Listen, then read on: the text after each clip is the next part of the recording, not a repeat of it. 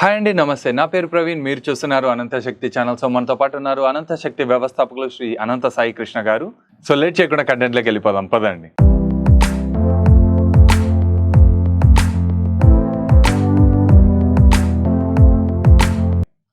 Sir నమస్తే. నమస్తే Praveen. Sir మామూలుగా ఇప్పుడు నాకు అనిపించేది ఏంటంటే మన ఆలోచనలకి అంత శక్తి ఉందా అని అనిపిస్తుంది. లైక్ ఏంటంటే ఇప్పుడు నేను ఒక పని అనుకున్నాను, దాని గురించి రిపీటెడ్గా థింకింగ్ చేసేస్తూ, అంటే డీప్ థింకింగ్ వేరైతుంది, మళ్ళీ అతి ఆలోచన అంటారు కదా, అది వేరైతుంది అనుకోండి. కానీ ఒక ఆలోచన చేయడం వల్ల ఆలోచనకి అంత శక్తి ఉందా, ఆ ఆలోచన కార్యరూపం దాల్చడానికి అంత తేలిక అవుతుందా ఎక్కువ ఆలోచించడం వల్ల అనేది నా ప్రశ్న. ఇప్పుడు చూడు ప్రవీణ్, ఇప్పుడు నీ ఆలోచనలకు అనుగుణంగా వేరే వాళ్ళు పని చేస్తారంటే నువ్వు నమ్ముతావా? నా ఆలోచనలకు అనుగుణంగా వేరే వాళ్ళు పని చేస్తారంటే నువ్వు నమ్ముతావా? నమ్మను. ఎందుకంటే మనకు వచ్చిన ఆలోచన మన పని మనకు కష్టం అన్నప్పుడు అది పక్కనోడు మన దానికోసం ఎట్లా పని చేస్తాడని డౌట్. ఇదే చాలా మందికి తెలియదు ప్రవీణ్. ఇప్పుడు నీ దగ్గర 5 మంది స్టాఫ్ ఉన్నారు. Okay sir. ఈ స్టాఫ్ని పెట్టుకునే ముందు నీకు కొన్ని ఆలోచనలు, అంటే నీలో కొన్ని ఆలోచనలు వచ్చింటాయి కదా. అంటే నేను ఈ వర్క్ చేయాలంటే ఈ సబ్జెక్ట్ తెలిసిన వాళ్ళు నాకు రావాలి, ఈ సబ్జెక్ట్ తెలిసిన వాళ్ళు నా దగ్గర వర్క్ చేయాలని నువ్వు ఒక థాట్ అయితే రిలీజ్. సార్ ఓకే, మీరు ఇట్లా ఎంప్లాయీస్ కాడికి వచ్చారు కదా లెక్క. ఓకే, నా కోసం పనిచేసే వాళ్ళు దొరికారు లేదా? రైట్. అంటే ఇప్పుడు ఎవరి ద్వారా వాళ్ళు నీ దగ్గరికి వచ్చారా లేదా?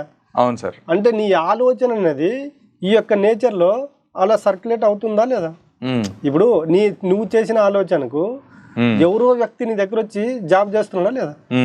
అంటే దానిపైనే నీ వర్క్ పైన నువ్వు ఏదైతే ఇప్పుడు వర్క్ చేస్తున్నావో దానిపైన గ్రిప్ ఉన్న వ్యక్తి నీ దగ్గర వచ్చి వర్క్ చేస్తున్నాడా లేదా?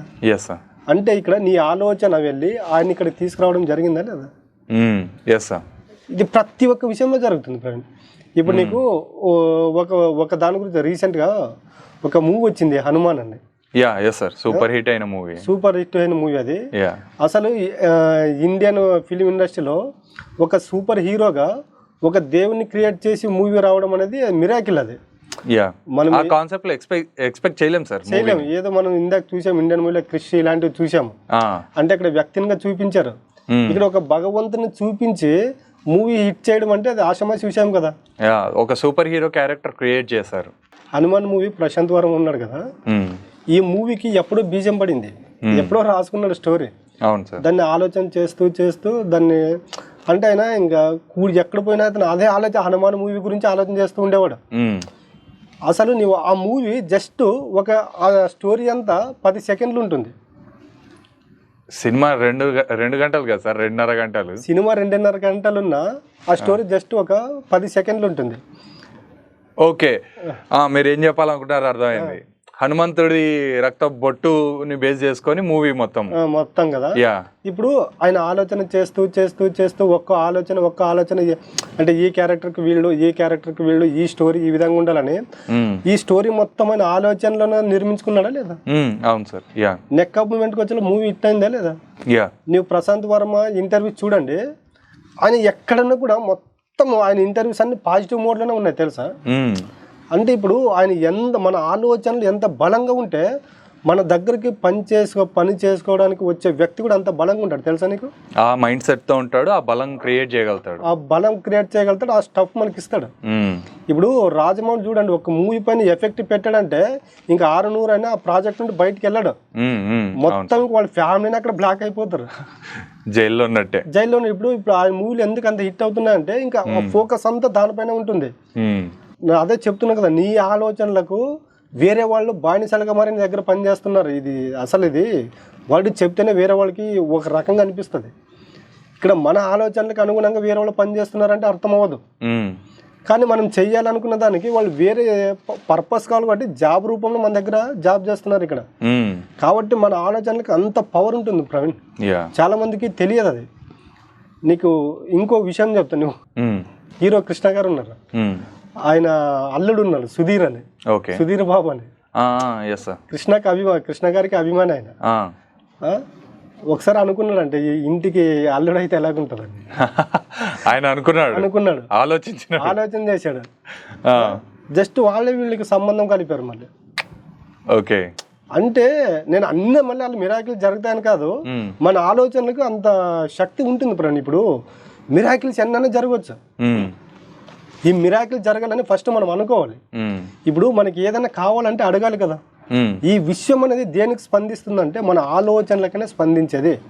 కాబట్టి మనకి ఏది కావాలో మన ఆలోచనల రూపంలో విశ్వానికి తెలియజేయాలి. ఆ తెలియజేసే విషయంలో ఏం చేస్తున్నారంటే మన వాళ్ళు కరెక్ట్ ఈ యొక్క నేచర్కి సింక్ అవ్వట్లేదు, ఆలోచనలపైన నిలబడట్లేదు. మనం ఒకటి కావాలనుకున్నప్పుడు ఇంకా దానిపైన మనస వాచ కర్మణ త్రికరణ శుద్ధిగా ఆలోచనలు కట్టుబడి ఉండాలి. ఎలాగుండాలంటే ఒక అబ్బాయి ఒక అమ్మాయి లవ్ కోసము తిరిగేటప్పుడు చూడండి, వాడికి మరో ప్రపంచం కనిపించదు. ఆలోచన అంతా దాని చుట్టే తిరుగుతుంటుంది కాబట్టి అమ్మాయి ఇంక చచ్చినట్టు వీడికి ఓకే చెప్పాలి, చెబుతుంది. ఎందుకంటే వీడి ఆలోచనలతో అమ్మాయిని బ్లాక్ చేశాడు. ఆ అమ్మాయి కూడా చూడు, ఎవరైనా చూసినా కూడా ఈ వీడే కనిపిస్తాడు. రీసెర్చ్ చేసే వాళ్ళని చూడండి, వాళ్ళు ఒక దాన్ని పట్టుకొని రీసెర్చ్ చేస్తున్నారు అంటే దాన్ని ఆది పట్టుకొని అంతవరకు చేస్తారు దాన్ని. అవును సార్, వాళ్ళకి తెలిసిపోతుంది. ఎందుకంటే ఇప్పుడు సైంటిస్టులు కూడా ఒక దాన్ని పట్టుకున్నారు అనుకో, ఆ నెక్ ఆఫ్ మూమెంట్ వరకు దానిపైనే ఉంటారు. వాళ్ళ జీవితం మొత్తం దాని మీద రీసెర్చ్ మీదనే పెట్టేసుకుంటారు. సక్సెస్ అయినంత వరకు బయటకు రారు వాళ్ళు. అది ఎన్నిసార్లు ఫెయిల్ అవునాయి, నెక్ ఆఫ్ మూమెంట్ కి రిజల్ట్ వస్తుందా లేదా? ఏదో ఒక రూపంలో. కాబట్టి దీనికి అంతటికీ బీజం పడేది మన ఆలోచనలో. కాబట్టి మన ఆలోచనలు సక్రమంగా సవ్యంగా ఉన్నాయనుకోండి, సకాలంలో రిజల్ట్ వస్తుంది. అలా కాకుండా మన ఆలోచనలు ఒక రకంగా ఉండి, మన యొక్క బిహేవియర్ ఒక రకంగా ఉండి, మన యొక్క మాట తీరు ఒక రకంగా ఉంటే మాత్రం రిజల్ట్ రాదు. ఓకే. కాబట్టి ఒక వ్యక్తికి ఏది కావాలనుకున్నా కూడా మన యొక్క ఆలోచనలు అద్భుతంగా పనిచేస్తాయి. కాబట్టి ప్రతి ఒక్కరూ ఒక మెనూ రాసుకోండి, నాకు ఏది కావాలి, ఏం చేయాలి, ఎలా ఉండాలన్నప్పుడు ఏమవుతుందంటే మనకు సంబంధించి మన ఆలోచనలన్నీ దానిపైన ఉంటాయి. కాబట్టి ఖచ్చితంగా మనం కోరుకున్నవి మన లైఫ్లోకి రావడం జరుగుతుంది. కాబట్టి ఒక వ్యక్తికి ఏది కావాలన్నా ముందు వాళ్ళ యొక్క ఆలోచనలు చేంజ్ చేసుకున్నప్పుడే వాళ్ళ జీవితంలోకి వాళ్ళు కోరుకున్నట్టు వస్తాయి. అవి ఎలా వస్తాయన్నట్టు మనకి సంబంధం లేదు. అది నేచర్ చూసుకుంటుంది, విషయం చూసుకుంటుంది. మనం భగవంతుడు అనుకుంటున్నాం కదా, భగవంతుడు చూస్తాడు. ఫస్ట్ నువ్వు కోరుకున్నది నీ ఆలోచనల రూపంలో ప్రతిరోజు నువ్వు భగవంతుడు అనుకో, నేచర్ కన్నా అనుకో, ప్రతి ఒక్క రోజు వాళ్ళకి ఆలోచనల రూపంలో నేచర్లకి పంపిస్తూ ఉండండి. ఈ విధమైనటువంటి బలమైన ఆలోచనలతో ఉంటే మీ జీవితంలోనికి ఏది కోరుకుంటే అది ఖచ్చితంగా వచ్చి తీరుతుంది. చాలా బాగా చెప్పారు సార్.